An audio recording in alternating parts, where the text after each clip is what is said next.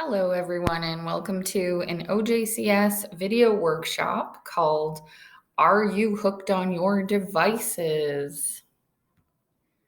So we're going to start with a few questions. On the next few slides, I will ask you to answer some questions honestly. You'll answer them as a class by putting up a thumbs up or a thumbs down. And in some cases, you'll be holding up like an amount of fingers depending on the question. So there are no right or wrong answers to these questions. We're sharing without judgment.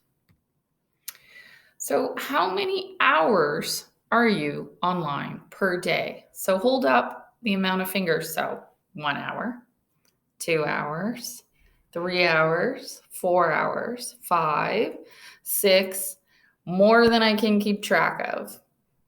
So give yourselves a minute to answer that question. How do you feel when your parents tell you you need to get off of it? Anyone who feels mad, put a thumbs up. Anyone who feels sad, frustrated, helpless, a combination of bad emotions, or it doesn't bother me.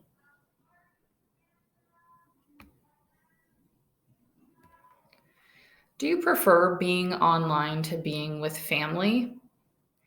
Yes, no, or sometimes.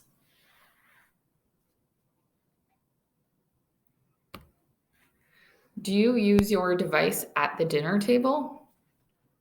Yes or no? Do you put time online before homework, chores, and other responsibilities? Yes or no? Is it hard for you to concentrate when you aren't on a device? Yes or no? Does being online keep you up late? Yes or no? Do you wake up in the night to use your device? Yes or no? Were you surprised by your answers? As a class, take some time to discuss and reflect and pause this video. Addictive design. So it's not totally your fault that you're hooked. The devices we use, the games we play, and the social media apps we use are designed to lead us to form the repetitive habit of frequently checking them for notifications, comments, likes, new content, and for updates. This is called addictive design. The more we use them, the more money these companies make, usually through advertising revenue. So let's talk about our online lives and our happiness. One last question. When you're stressed, sad, or angry, does being online make you feel better or worse?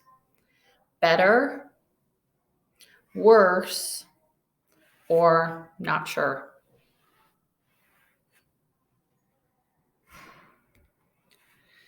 So technology can be our means to connect to each other, especially right now with the pandemic happening. So more than 1 in 5 teens and young adults say that social media is very important to them for getting support or advice when needed, feeling less alone, getting inspiration from others, and expressing themselves creatively.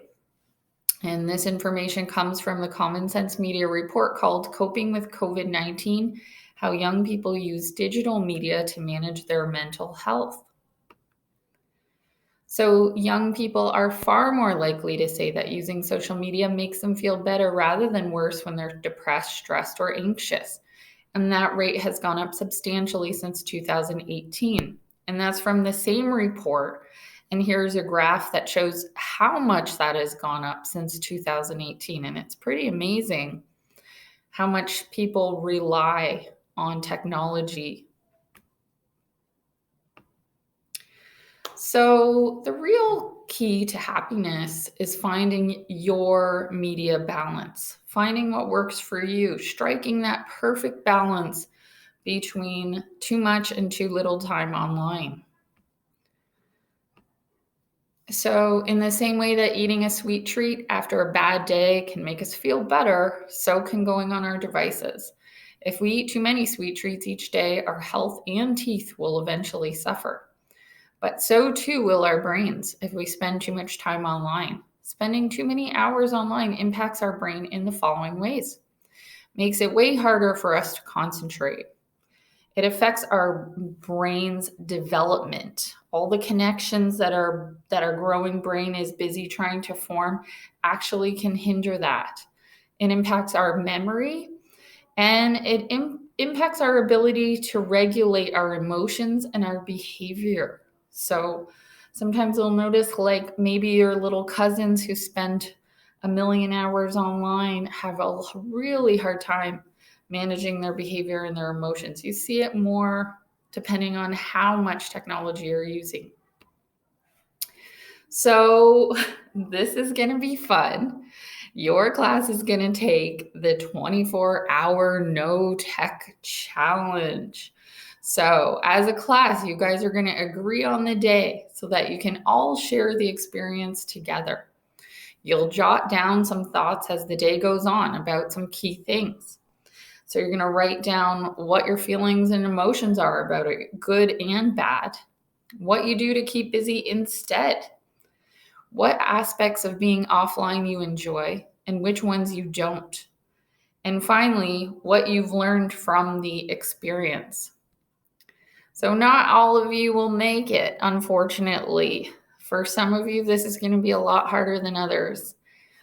But if you make it the full 24 hours without using a device, get your parents to sign off on it.